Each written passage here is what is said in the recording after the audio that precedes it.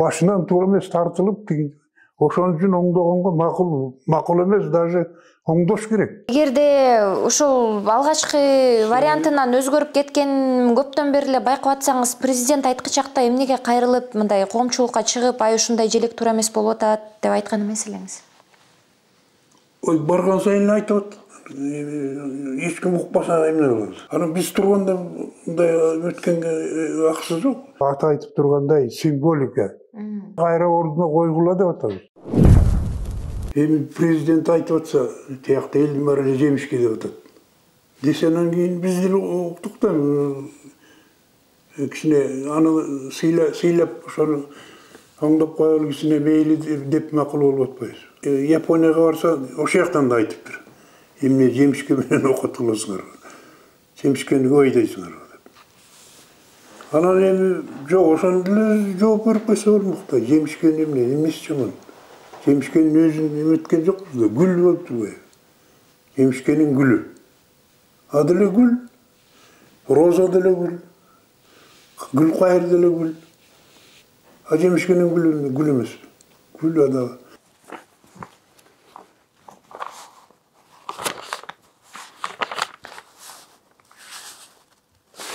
Мына 30 жыл мурун биз жанагы легендарный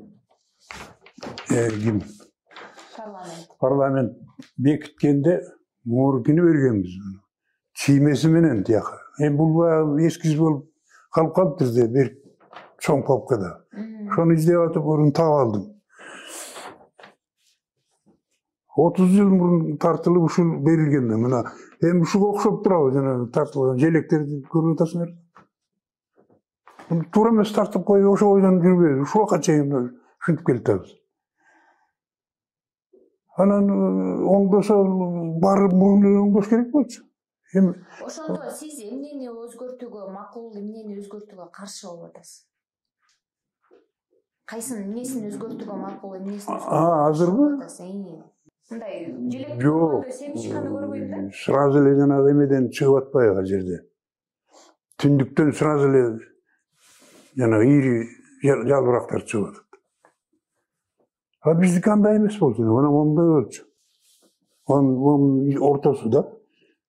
Анан бу авторларда сиздерде баягы алгачкы үлгү бар да, легендарлуу парламент кабыл алган үлгүчү. Ошол нерсени эле мына кыялда эле жасалат, ушул стандарттардан чыкпагыла деп эле койсо кандай болмок? Кимхана ошончо деле караган киши жок экен да. Эч ким карабаптыр, текшерген киши жок. Ошончо жакшы эле болмогон. Ушуга чейин ушу туура эмес тартылып турбайбы? Ана желек любой президенттин кабинетине, кимдин кабинетине кирдик. Баары эле ошондой окшош баары бир жерден жасалып келген. Президенттин желегин эмнеге Кытайга барып заказ беришет? Биздин кыялдан барып жасатышпайбы? Аны кайдан билем? Ким заказ? Ооба. Чынбы?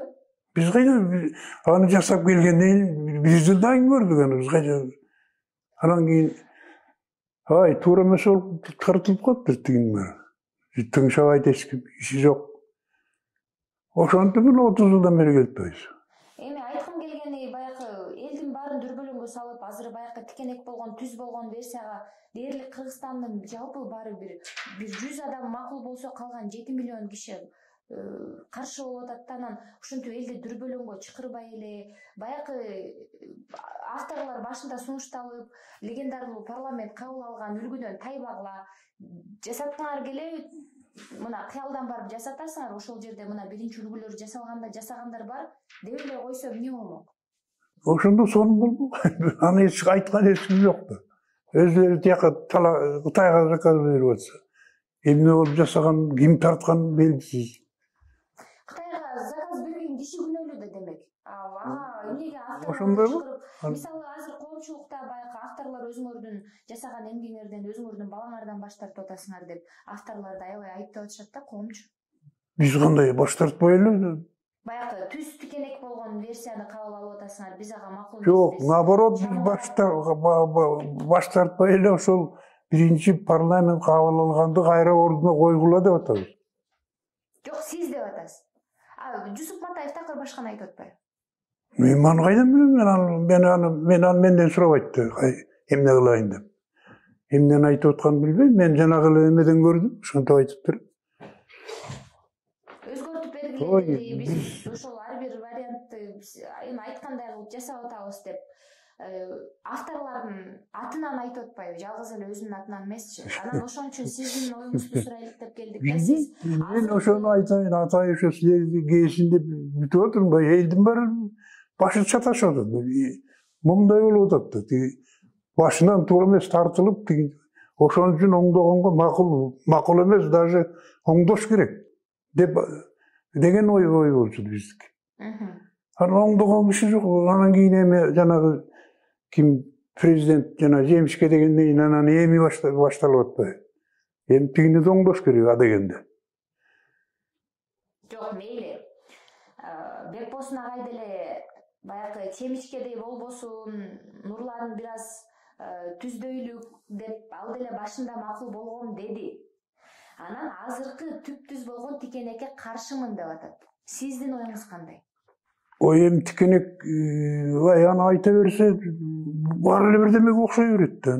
Тикенек болобу? Тикенек, например, тикенек эмес, түз нур да.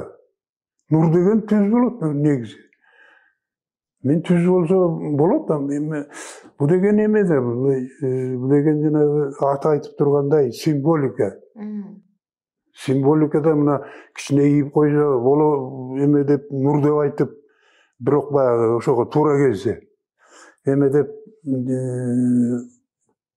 допускать этип койсо боло берет. Жанагы нурду, күндүн нурун элестетсе болду да. Символика дейт.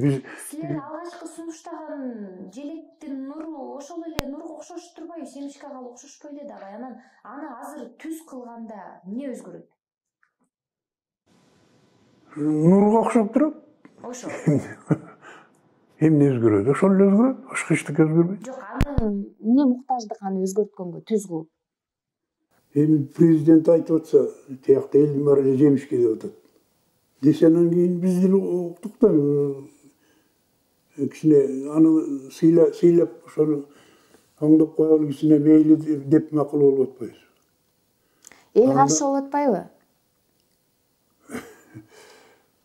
Эми анда эл менен президентти кагыштырып отура берели. Коом экиге бөлүнсөчү, мына мен бул түз желекти тааныбайм, түз нурларды эскини тааныйм деп калсачы, авторлор президентти сыйлайбыз дейсиңер, авторлор силер элди деле сыйлашыңар керек го? Ой, эми эл оозунда элек жок дейт.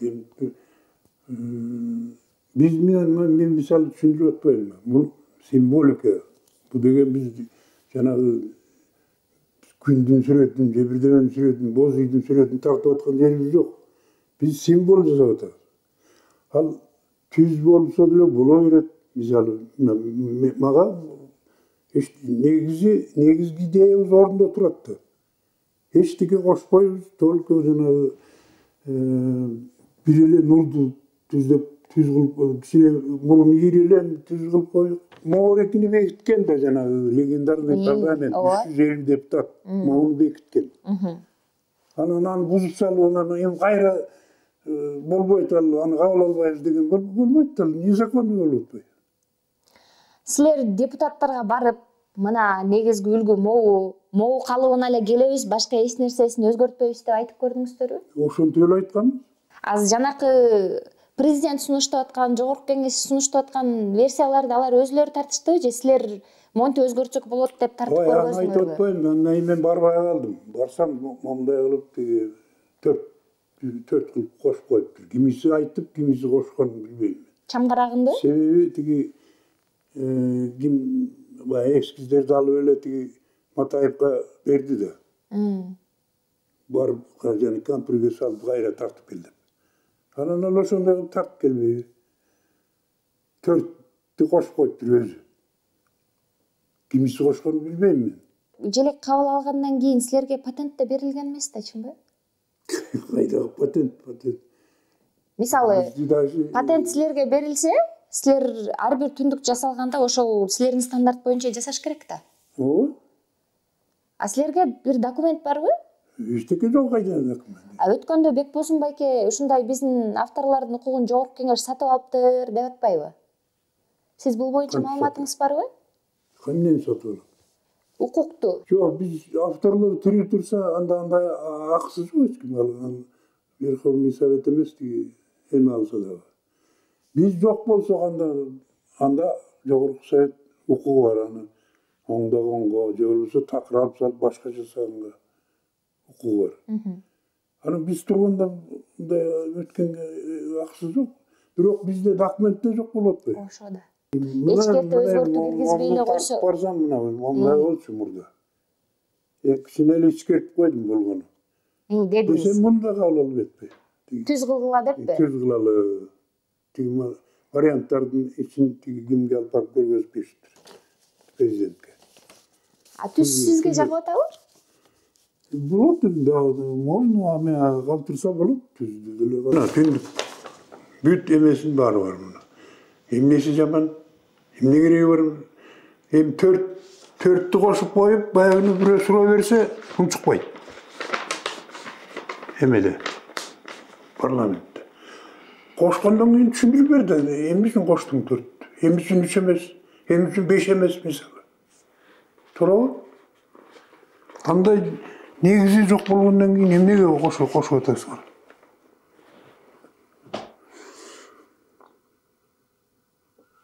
Телефондан айттым, алып сал аны. Эми десем, албайт ошойдун парламентке кетти. Анан ал жерден суроо берип атат. Уктуңарбы? Ооба. Эмне үчүн 4, эмне үчүн 5 эмес? Десе унчукпайт. Айтпайсыңбы? Жакшадымбы, түшүндүрүп берди. Эмне себептен андай болуп калды? Менден сураган жок, например, 4 кылабызбы же 5 кылабыз. Ал дегени мына классический таза баягы элдик түндүк үчөө эле болгон. Биздер ошентип ээрчип жүрөбүз. 6 кылып, 5 кылып. Демек, сиз баякы биринчи үлгүгө желекти өзгөртүү алып келүүгө макул экенсиз.